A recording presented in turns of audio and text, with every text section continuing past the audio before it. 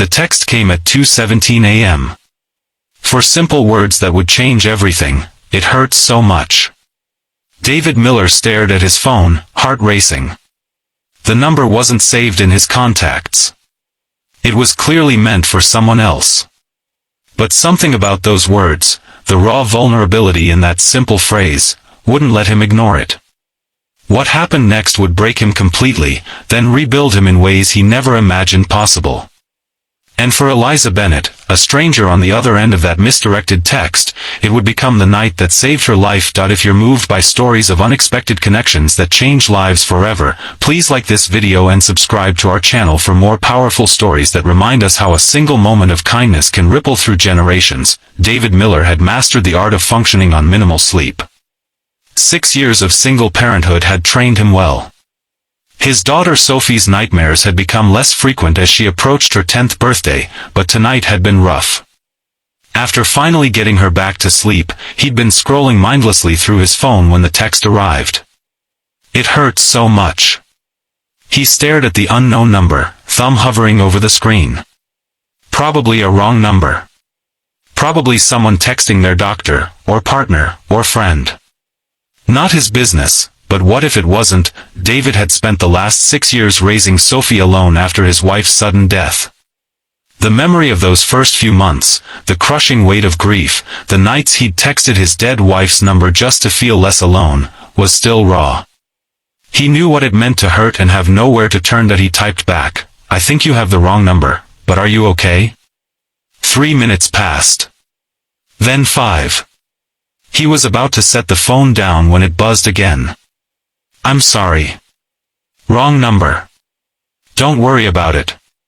Something in the brevity, the dismissal, felt wrong. David couldn't explain it, but a chill ran down his spine. He thought about Sophie sleeping peacefully down the hall, about the promise he'd made at her mother's funeral to be the kind of person who made the world better, not war. "Look, I don't know you, but if you're in trouble or hurting, I'm awake anyway. No pressure, but sometimes it's easier to talk to a stranger." The response came faster this time. "Why would you care? You don't know me." "Because someone once cared when I was at my lowest." "Pay it forward, right?" The typing indicator appeared, disappeared, appeared again. Finally, "I don't think anyone can help with this." David sat up straighter in bed. "Try me." Across town, Eliza Bennett sat on the bathroom floor of her small apartment, back against the cold tile wall. The pregnancy test lay on the counter, its 2 pink lines mocking her. She'd meant to text her sister, the only person who knew she was taking the test tonight, but had misdialed in her emotional state. Now some stranger was offering to listen, and she was actually considering it. That's how desperate she felt. Her fingers trembled as she typed, "I just found out I'm pregnant. The father left last month. Said he wasn't built for commitment. I'm alone, I'm scared, and I don't know what to do." She hit send before she could change her mind, then immediately regretted it. What was she doing, spilling her life to a complete stranger? They could be anyone, some creep, some judgmental jerk, some. The reply came, "First, take a deep breath.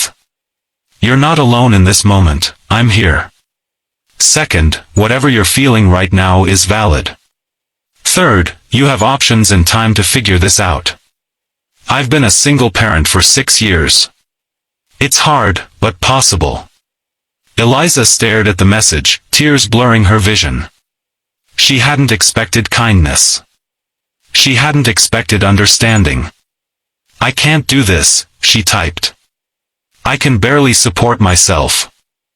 I work 2 jobs already. My apartment is tiny.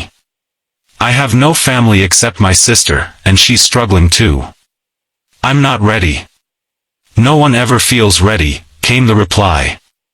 "When my wife died, leaving me with our 4-year-old daughter, I thought I'd collapse under the weight of it all. I'm not telling you what to do, that's entirely your choice. I'm just saying that whatever you decide, you're stronger than you think." David wasn't sure why he felt so invested in this stranger's crisis. Maybe it was the late hour breaking down normal boundaries. Maybe it was recognizing the same desperation he'd once felt.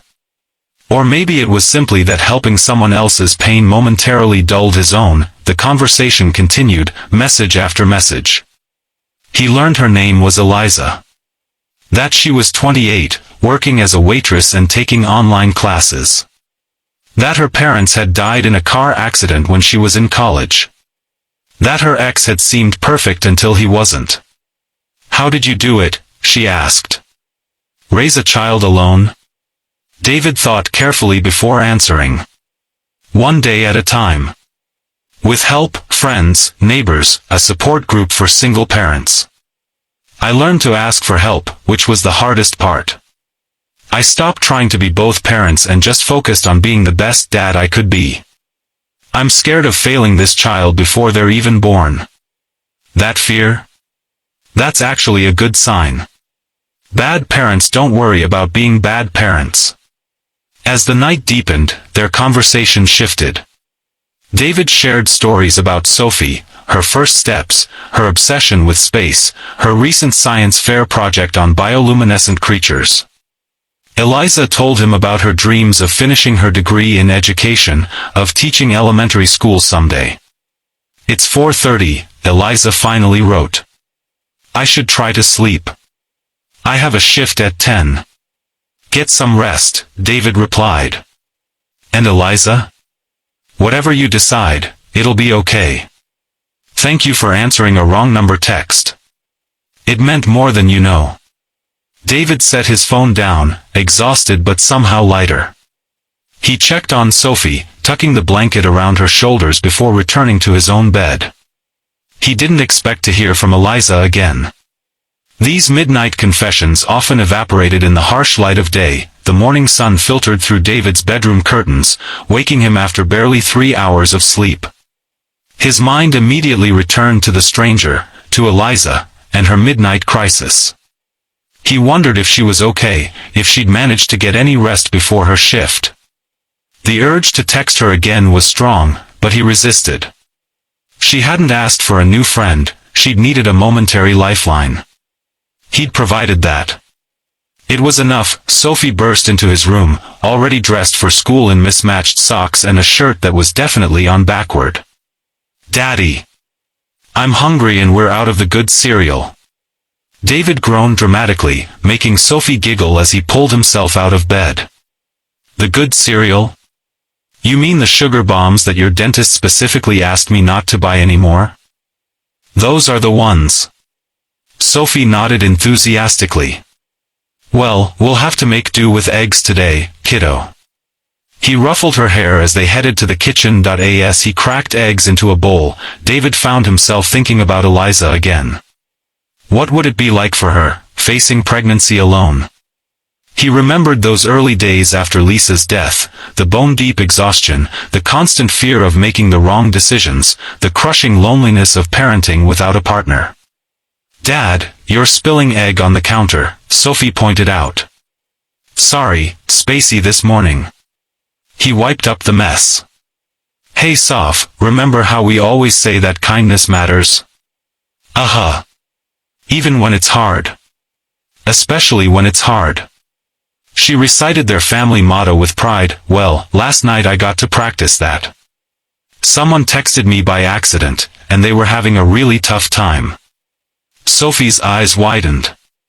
Like a wrong number? Was it a bad guy? No, just someone who needed someone to talk to.